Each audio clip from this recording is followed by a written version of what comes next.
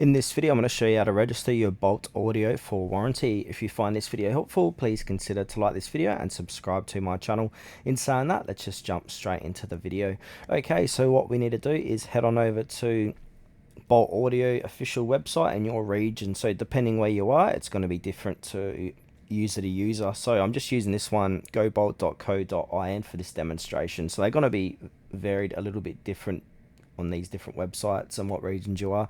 So basically what we want to do is just head to the bottom of the page and head to the website's footer, and then under support or something similar, I want to go ahead and click onto warranty registration. Now from here, this is where we can go ahead and choose which product that you want to claim warranty on. So if it's a smartwatch, choose smartwatch. If it's audio, so say for example we want to do earbuds, we can click earbuds, then scroll down again. And then from here, we need to go ahead and fill this form out. So they're going to be very similar. So welcome to the GoBoult family. Get your 1-year warranty by registering your product now. So go ahead and jot in your email, name, mobile number, select your product. So you got all these different products you can select from.